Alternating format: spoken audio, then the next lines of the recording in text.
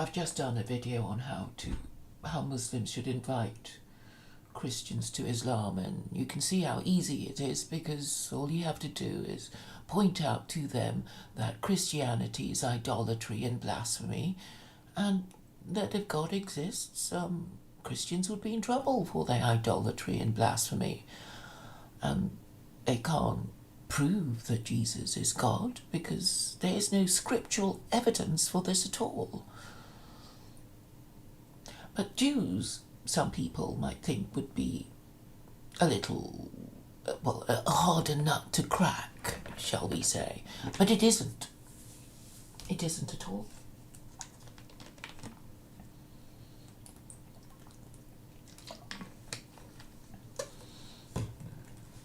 All Jews would know that there are 36 capital offences in the Torah.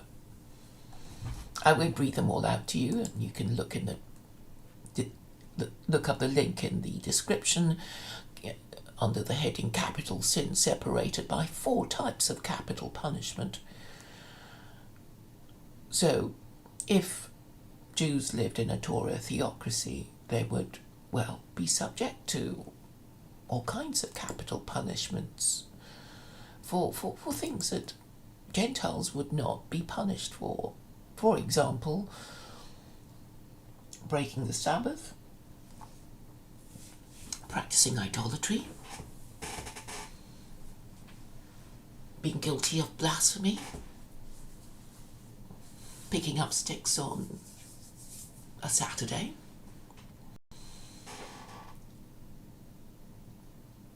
being a drunk and disobedient son,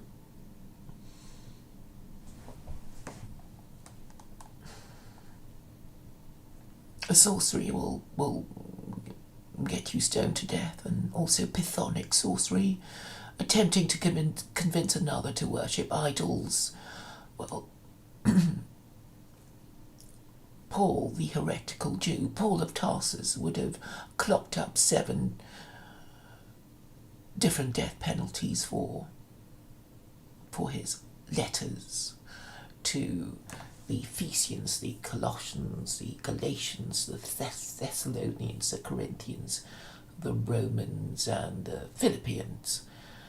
Those 7 letters to those 7 different communities would be used as evidence against him for instigating all these communities to practice the idolatry and blasphemy of Christianity.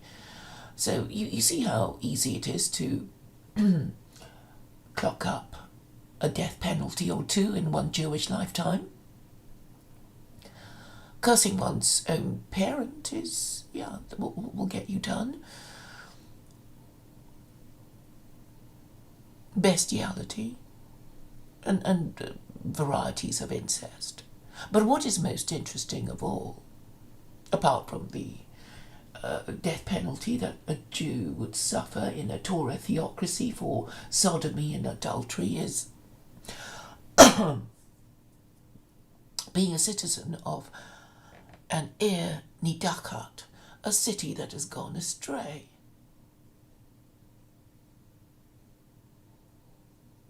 And that is really the most interesting thing of all.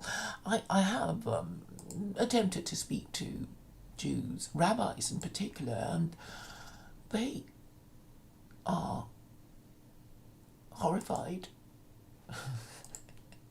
at my particular interpretation of the penalty for them. I mean, fortunately in this life, there is no Torah theocracy, because Ir Nidakat is basically a city that has gone astray, and a city that has gone astray is a city that practices idolatry. And according to Orthodox Jews, Christianity is a religion of idolatry and blasphemy. And those of you who know anything about Orthodox Jews at all would know that Jews are forbidden to enter churches which are places of abomination where idolatry is practiced,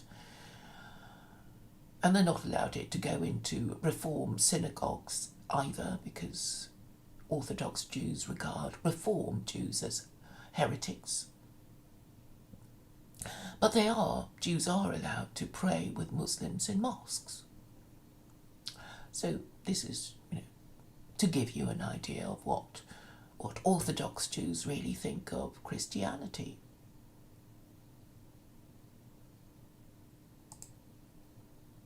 So if it is a death penalty for Jews to be a citizen of a city that has gone astray, i.e. a city that practices idolatry, then the whole of Christendom would come under this heading, wouldn't it?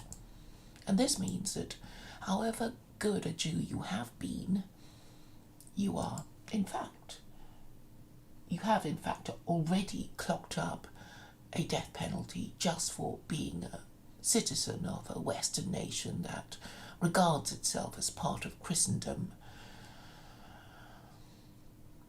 It would be interesting to see whether Americans regard themselves as part of Christendom. I'm sure a lot of them do, really, but it might be controversial because according to the American Constitution, they technically have no established religion, but that's a story that could run and run. Now, since I've already demonstrated to you that Jews could easily clock up more than one death penalty in one Jewish lifetime,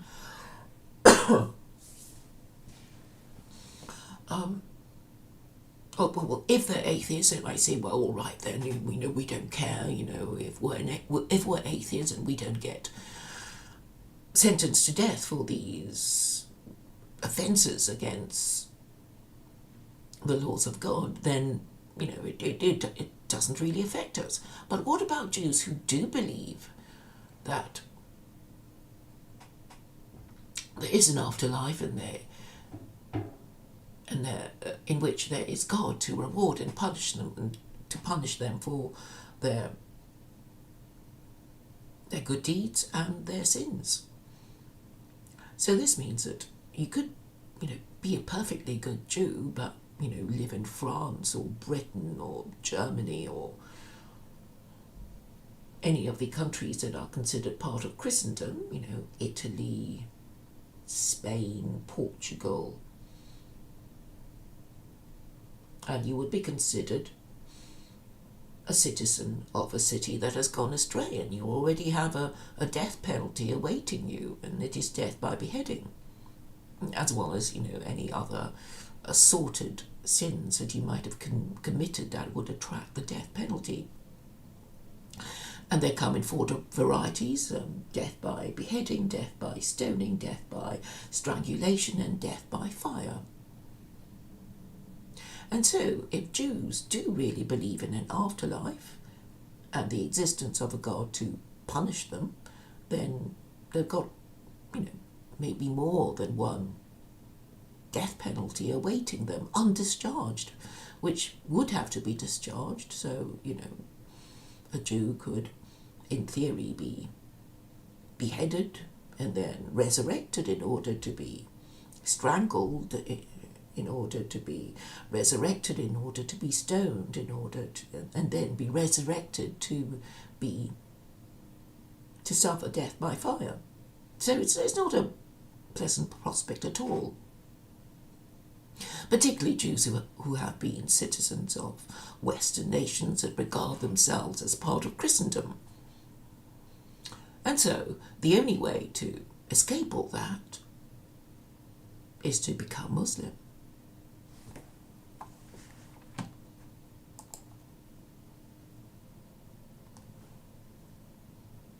And that would be the best way of inviting Jews to Islam.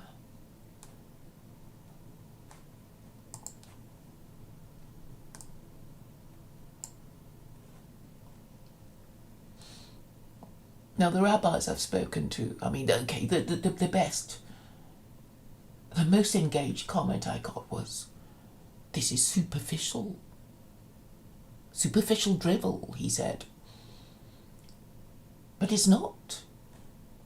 This is something that is not really part of the rabbinical curriculum. So I asked this rabbi, and then when I was researching the topic, I realised that a lot of rabbis don't do this thing called the Noahide laws because, well, they don't care about the Gentile, do they? They don't care about us, so they don't want to talk. They don't want to teach the Noahide laws, and they haven't been thinking about their religion in these terms for centuries. It's, particularly the ones who live in Christendom, because they don't want to think of themselves as having to move again, and the generations of their Jewish ancestors who lived and died in, Christian Europe. So this is something that you would expect them to deny, and that's why you'll find that most rabbis don't know anything about it, because they basically haven't been asked questions or taught to even think of it as any kind of issue at all. But obviously it is. I mean, either God meant all these 36 capital offences as codified by the Rambam, Maimonides, or he didn't. So, which is it? And this is something that Muslims could easily be asking Jews every time they meet one to engage with in a theological debate.